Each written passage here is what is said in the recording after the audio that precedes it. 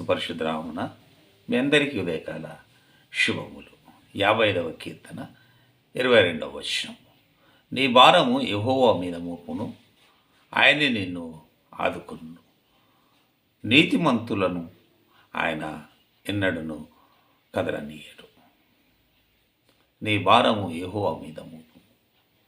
దాదాపు దావీదు రాజు గారు 3000 సంవత్సరాల క్రితం ఈ కీర్తన రాసి ఉన్నాడు.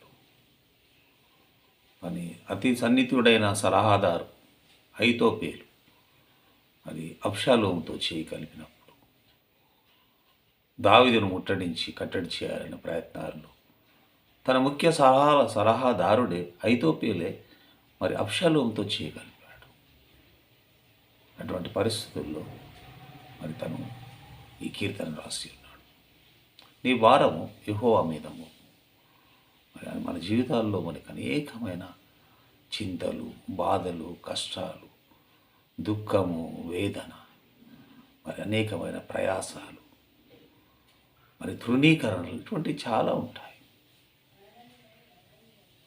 మరి ఆ సందర్భాల్లో మనం చేయవలసింది ఏంటి? ఈ భారాలన్నీ మనం ఎవరి మీద మోపాలి? ఈ భారాలన్నీ మనమే అనుభవించాలి, మనమే మోయాలి.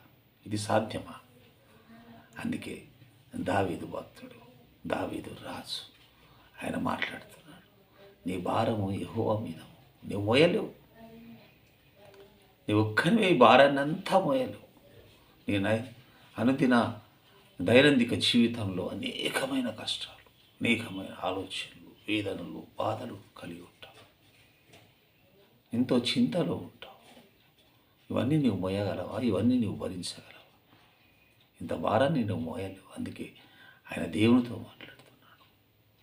ఆయన భారమంతా దేవుని మోపాడు. నీ భారం యెహోవా మీద సింగిల్గా.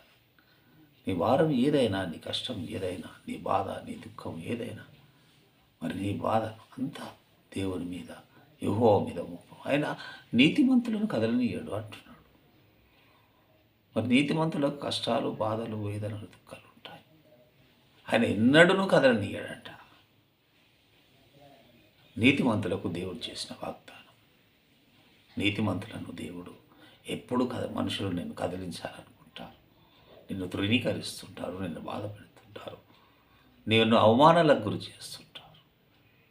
కానీ నీతిమంతులను కదలనీయది దేవుడే, కదలనీయడు దేవుడు. యేసు ప్రభువుల వారు గెత్సేమనే తోటలో ఒంటరిగా ప్రార్థన చేశారు. ఆయనపై భారం ఉంది. మరి ఆయన భారం భరించాలా, మోయాలా? ఆయన ప్రాణం త్యాగం చేయాలి. పాపుల నిమిత్తం ఆయన ప్రాణాలను అర్పించాలి. అటు సందర్భంలో ఆయన కూడా చాలా కష్టంలో, వేదనలో, దుఃఖంలో ఉన్నప్పుడు ఒంటరిగా ఆయన గెత్సేమనే తోటకు వెళ్ళాడు. గెత్సేమనే తోటలో దేవునితో ఆయన మాట్లాడుతున్నాడు, ప్రార్థన చేస్తున్నాడు, బాధపడుతున్నాడు, దుఃఖపడుతుంది. అంతా ఏంటంటే దేవుని మీద ఆయన భారాన్ని మోపుతున్నాడు. మరి మన జీవితాల్లో మనకి అనేకమైన బాధలు, ఇబ్బందులు, కష్టాలు, చింతలు, వేదనలు, తృణీకరణలు ఇవన్నీ ఎదురవుతుంది. సర్వసాధారణం. మరి దావీదు రాజు గారు చూడండి, నీ భారం యెహోవా మీద, ఆయన భారమంతా దేవుని మీద మోపాడు. కాబట్టి ఆయన నీతిగా జీవించాడు, నీతిమంతుడుగా ఉన్నాడు. కాబట్టి ఆయన నమ్మకం, విశ్వాసం అంటే నీతిమంతులను ఆయన ఎన్నడూను కదలనీయడు. ఇటు ధైర్యంతో మనం 2026లో ముందుకు సాగుటకు, మన భారమంతా దేవుని మోపి మనం ధైర్యంగా ముందుకు కొనసాగుటకు దేవుడు తన కృపను మనకు అనుగ్రహించి ముందుకు నడిపించునుగాక. ఆమేన్.